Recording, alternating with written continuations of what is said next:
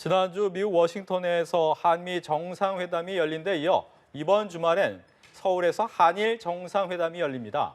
기시다 우미오 일본 총리가 오는 7일과 8일 한국을 방문한다고 대통령실이 공식 발표했습니다.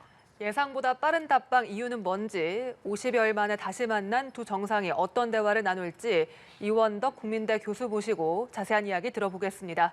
어서 오십시오. 안녕하십니까? 네. 1박 2일 일정으로 한국을 방문한다. 이번 방문의 성격과 의미를 좀 먼저 짚어주시죠. 기본적으로는 윤 대통령이 이니셔티브를 잡고 한일 관계 개선에 나서고 있는데요. 지난 50일 전에 우리 대통령께서 일본을 방문하셨죠. 네. 그 정상회담에 대한 일종의 답방의 성격이 강하다 이렇게 말씀드릴 수 있고, 이거는 좀 되짚어 보면은 아마 일본의 총리가 서울을 방문하게 되는 거는 아베 총리 2018년 2월 이후에 5년 2개월 만이라고 볼 수 있고요. 네. 셔틀 외교 관행으로만 보면은 약 12년 전에 노다 총리가 서울을 방문했던 거에 이어서 12년 만에 열리는 셔틀 정상회담이다 이렇게 봐야 될 것 같습니다. 네, 사실 예상했던 것보다 답방 시기가 더 빠릅니다. G7 정상회의 이후가 될 거다 이런 예상이 많았는데 훨씬 빠르거든요. 그 이유가 뭐라 보십니까? 저도 좀 일본의 정치 외교 일정으로 볼 때 5월에 그 서미트가 있고 네. 6월쯤에 총선이 있을 것으로 예상이 되었습니다. 그래서 아마 한국을 답방하더라도 6월 이후가 되지 않을까 이렇게 예상을 하고 있었는데 네. 생각보다 빠른 방안이 결정된 것 같습니다. 아마도 그것은 지금 한일 관계 개선에 속도감을 좀 붙이고자 하는 의도가 있었던 것 같고 아마도 한미 정상회담의 영향도 받지 않았나 이렇게 조심스럽지만 생각해 봅니다. 예. 한미 정상회담의 영향력 얘기를 하셨는데, 즉 워싱턴 선언 이후 이런 부분이 좀 영향이 어떤 식으로 미치는 건가요? 일단 한미 정상회담의 결과 워싱턴 선언이 발표가 되었고, 네. 핵 억지에 관한 한미 간의 상당히 긴밀한 논의를 이루겠다고 하는 그런 합의가 달성이 됐죠. 예. 일본 입장에서 보면은 다소 어떤 의미에서는 한미일 협력을 촉진해 나가는 데 있어서 한미가 달려가고 일본이 좀 뒤처진 것 같은 그런 느낌을 받았을 가능성도 있다고 보고요. 또 하나는 아마 미국 측의 의도도 좀 실리지 않았을까 하는 생각이 듭니다. 다시 말해서 한일 관계를 개선시키고 그 후에 한미일의 협조의 기반을 만들어 나가는 것이 바람직하지 않겠냐라고 하는 의향이 아마 전달된 측면도 있지 않을까 생각합니다. 네, 이번에 기시다 총리의 방한으로 셔틀 외교가 복원이 됐습니다. 또 한일 재무장관 회담도 7년 만에 재개하기로 하면서 한일 관계가 좀 안정된 궤도에 올랐다 이렇게 볼 수가 있겠습니까? 지난 우리 윤 대통령의 방일 이후 사실은 비정상적인 관계에 놓였던 한일 관계가 이제 정상화의 궤도에 진입했다 이렇게 평가를 하고 있습니다만은 실질적으로 좀 가시적인 성과는 아직 우리 국민 수준에서는 느끼기 어려운 것도 사실입니다. 네. 그래서 정부는 지금 각 부처 간의 협력 어젠다를 개발하고 또 촉진할 것을 지금 말하자면 방향 제시를 하고 있는데 아직 실질적으로 한 관계 개선에 어떤 실익이 우리에게 실감되는 건 아니라고 봅니다. 그런 의미에서 이번 재무장관 회담이라고 하는 것은 그런 한일 관계의 관계 개선이 가져다 놓는 어떤 실질적인 이익으로 연결되는 측면이 좀 있었다고 생각할 수 있겠습니다. 그렇군요. 이제 뭐 이렇게 실익도 중요하겠지만 우리 국민 입장에서 가장 중요한 건 강제징용 해법에 대해서 이미 손을 내밀었는데 나머지 손을 내밀 수 있느냐에 대한 부분인 것 같아요. 이번에 기시다 총리가 1박 2일로 와서 이 부분에 대해서 얘기를 할 수 있겠습니까? 그게 아마 가장 주목되는 포인트 중에 하나가 아닐까 하는 생각이 듭니다. 네. 윤 대통령께서 지난번에 제3자 변제 해결책도 냈고 또 한일 정상회담에서 손을 먼저 내밀었는데 네.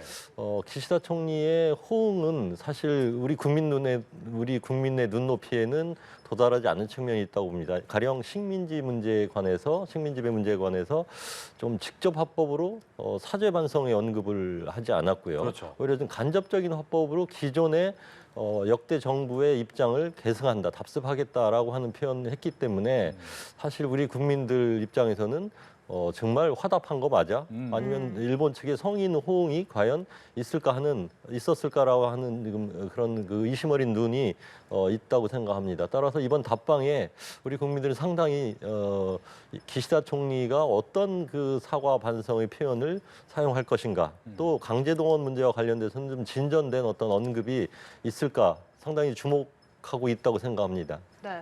그런데 지금 기시다 총리가 일본 내에서 좀 정치적 여유가 있습니다. 지지율도 상승세고 자민당이 보궐선거에서 승리를 했고, 그러면 좀 전향적인 자세가 나오지 않을까 이런 기대도 있는 것 같습니다.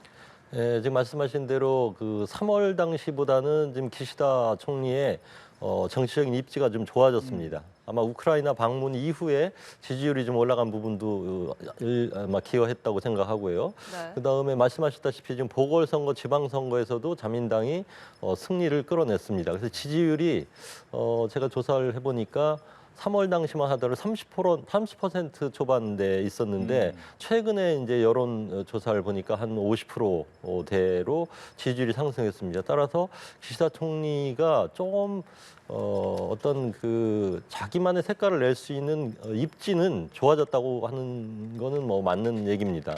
그럼에도 불구하고 역시 이 기시다 총리는 자민당 내에서 보면 제4위의 파벌의 영수라고 한 입장이고요. 가장 세를 많이 가지고 있는 구아베파가 견제를 하고 있고, 또 일본 국민들도 역사 문제에 대해서 과연 진정성 있는, 우리가 기대한 진정성 있는 사죄 반성의 언급을 할 경우 일본 보수층의 표는 도망가지 않을까라고 하는 여러 가지 아마 복합적인 계산을 하고 있지 않을까 하는 생각이 듭니다. 예.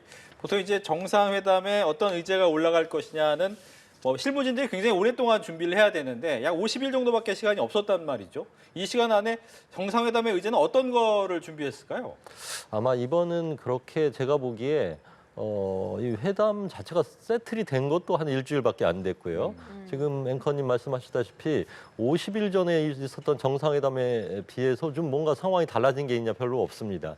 따라서 이번에는 아마 구체적인 어떤 그 의제를 가지고 논의하기보다는 국제사회에서 한일 협력의 방안이 무엇인가라든지, 또 한일 간에도 크게 보면 안보, 경제 또는 문화, 인적인 왕래 이런 분야에서 어떤 협력을 가속화할 수 있는 방안은 무엇일까라고 하는 대단히 포괄적인 논의가 이루어질 것으로 보이고, 어떤 구체적인 어젠다를 놓고 팽팽한 어떤 긴장감 있는 협상을 할 거라고는 보이지 않습니다. 네. 그래서 이번 윤 대통령의 국빈 방미 때 가장 큰 성과로 꼽은 것이 바로 한미 핵협의 그룹이었습니다. 그래서 일본이 한미일 핵협의 그룹으로 확대시키고 싶어하는 것 아니냐 이런 분석도 있습니다. 네, 일본 쪽에서는 이제 그런 목소리가 좀 나온 건 사실입니다. 그런데 그저께인가요? 우리 안보실장 말씀도 그 방송을 통해서 좀 지켜봤는데요. 네. 기본적으로 구체적인 그런 그 핵 안보 협의 그룹에 일본을 포함시키는 것을 의제로 하는 회담이 이루어질 것 같지는 않고요. 안보실장 말씀도 그런 취지에서 나온 거라고 보고, 제가 보기에도 이 핵 안보 협의 그룹이라고 하는 것은 기본적으로는 한미 간의 협의의 틀이고, 아직 구체적으로 그 모양새도 지금 드러나고 있지 않은 상황입니다. 그리고 핵 문제에 관해서는 미국이 주도권을 갖는 의제이기 때문에 미국을 빼놓고 한일 간의 논의를 하는 것도 다소 어색한 부분이 있기 때문에 대단히 포괄적으로 볼 때 안보 문제에 관한 한일 안보 협력의 기반을 만드는 논의는 이루어질 거라고 봅니다만은, 그렇게 구체적으로 핵 협의 그룹에 일본을 포함시키느냐 아니냐 이렇게 구체적인 논의는 아마 이번 정상회담은 논의되지 않을 것으로 보여집니다. 예. 보통 이제 의제 중에 하나 이제 경제 부분이 될 것 같긴 합니다. 화이트리스트의 재개 절차는 들어가기 시작했는데, 그동안 여러 가지 반도체 소부장 같은 경우에도 여러 가지 논란도 많았고, 이런 부분에 대해서 정상회담에 대해서 좀 이야기가 나올 수 있느냐, 이 부분은 어떻습니까? 예, 아마 그거는 충분히 논의될 수 있는 주제라고 생각합니다. 말씀하셨지만 4월 28일 이미 일본의 경산성, 경제산업성이 한국을 화이트리스트에 복귀시키기 위한 그 절차에 개시를 시작했고요. 아마 우리는 사실은 윤 대통령 방이라면서 이미 일본의 화이트리스트 그 복귀 절차를 복귀 조치를 취했습니다만은 네. 일본은 다소 시간이 걸린 그렇죠. 것이죠. 그것은 아마 어떤 정치적인 의도가 있다기보다 일본 내에 어떤 의사 결정 과정에 그런 문제가 있었다고 보는데 이 지금 화이트리스트 복귀 문제는 경제 산업성의 성령에 의해서 가능하다고 합니다. 성령이 이루어지는 데까지는 또 그 커미티를 구성해가지고 어떤 조언을 들은 다음에 결정하는 거로 되어 있다고 하는 걸로 봐서 아마 그 틀림없이 화이트리스트 복귀는 이루어질 것으로 보입니다만은 다소 시간과 절차가 지금 걸리고 있는 상황입니다. 따라서 정상회담에서 아마 그 부분에 관한 논의가 충분히 있을 것 같고요. 더 좀 확대해서 생각하면은 지금 문제가 세계적으로도 문제가 되고 있는 공급망의 협력 문제는 한일 간에 아마 논의의 중요한 그 한 항목을 이루지 않을까 이렇게 생각합니다. 네, 한미 정상회담 이후 열흘 만에 한일 정상회담이 열리고 또 이달 중순에는 G7 정상회의 참석자 한미일 정상회담도 열립니다. 한미일 이렇게 삼각공조가 더 강화되는 것 아니냐. 그러니까 앞으로 이 공조 체제 완성의 분수령이 될 것이다. 이런 분석이 있거든요. 동의하십니까? 예, 대체로 그럴 거라고 봅니다. 지금 한일 관계 개선이 스타트 포인트였고요. 이어서 한미 정상회담 열렸고 미일 간에는 이미 정상회담이 그 이전에 열렸던 상황입니다. 그리고 지금 재집어 보면은 작년 11월에 프놈펜에서 한미일 정상회담이 열렸고 거기에서 어떤 안보 협력에 관한 논의가 깊숙이 이루어졌습니다.